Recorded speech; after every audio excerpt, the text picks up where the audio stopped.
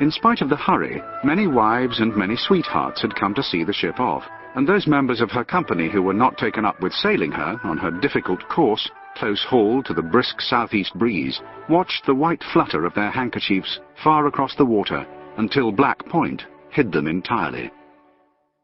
The married men on the quarterdeck of the Surprise stepped back from the rail with a sigh and clapped their telescopes too.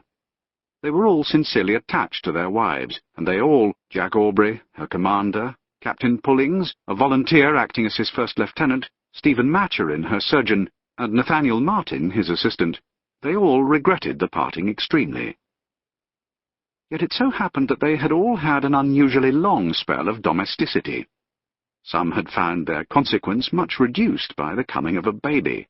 Others had suffered from occasional differences of opinion, from relatives by marriage, smoking chimneys, leaks in the roof, rates, taxes, the social round, insubordination.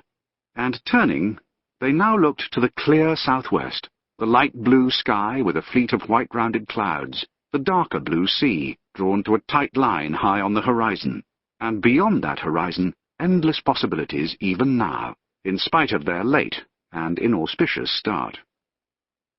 It would be an absurd exaggeration to speak of a feeling of escape or holiday, but underlying the regret there was a sense of a return to a simpler world, one in which the roof, or what passed for it, was not expected to be universally waterproof, where a settled hierarchy did away, if not with difference of opinion, then at least with its more candid expression. A world in which there were no morning calls and in which servants could not give notice.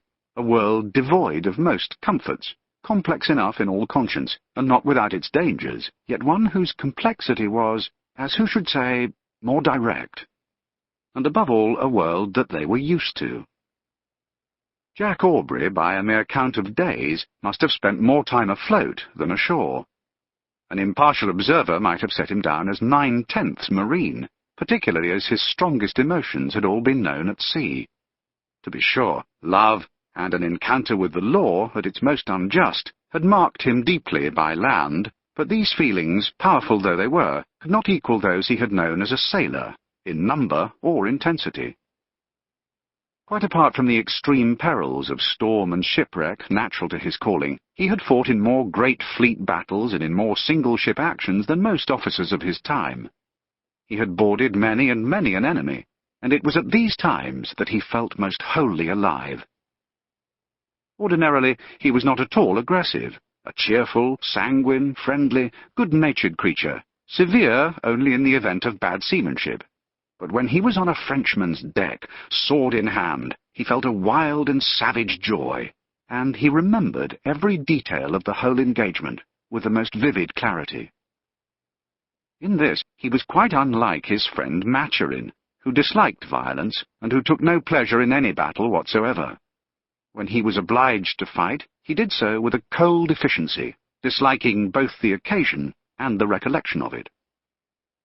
Martin, the surgeon's mate, was no berserker either, perhaps in part because he was a clergyman, though unbeneficed, and for this occasion unreverend too, since he had left his cloth behind for the voyage, the immensely long voyage, perhaps a circumnavigation, sailing as Maturin's assistant, but quite certainly because he could feel no fighting anger until he had been seriously attacked, and not a very great deal even then.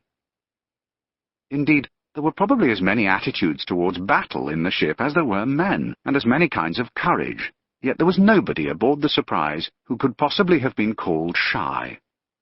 With very few exceptions, they were all professional fighting seamen. Some had originally come from blue water privateers, some from inshore smugglers, and some from men of war, but they were a hand-picked crew, and now they had been together long enough, with a good deal of foul weather and some very hard fighting, to have formed a distinct community with a great sense of their ship and a great pride in her. A somewhat anomalous community, however, in a ship that looked so very like a man of war, for not only did it contain no marines, no uniformed officers, and no midshipmen, but people walked about at ease, even with their hands in their pockets. But the Surprise herself was anomalous too. Although she looked so very like a king's ship, she was in fact only a letter of marque, a private man of war, licensed to cruise upon the enemy. Yet she was no ordinary letter of marque either. since government was paying her expenses to go to the South Seas, there to harry the French and American whalers and fur traders and any enemy warship that might be within her capacity. This would normally have brought her much nearer the status of one of His Majesty's hired vessels, particularly as her people were exempted from impressment.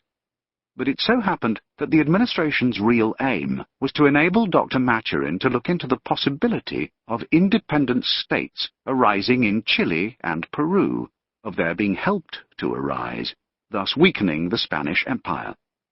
Since Spain was at this time England's ally, the aim could not possibly be avowed, nor the payments, nor indeed anything to do with the whole potentially embarrassing affair.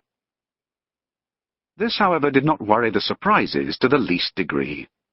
The hands knew that they had their precious exemption, and that they had succeeded in remaining on the books, the highly selective books, of the most extraordinarily successful privateer afloat, one whose recent list of prizes had enabled even the humblest seaman she carried to play ducks and drakes with gold pieces if they chose. Several of them had so chosen, and they were now paupers once more, though very cheerful paupers, since what had happened before might very well happen again, was almost certain to happen again, and even a short cruise, let alone one into the South Sea, might bring Captain Aubrey back with so many prizes at his tail that the port of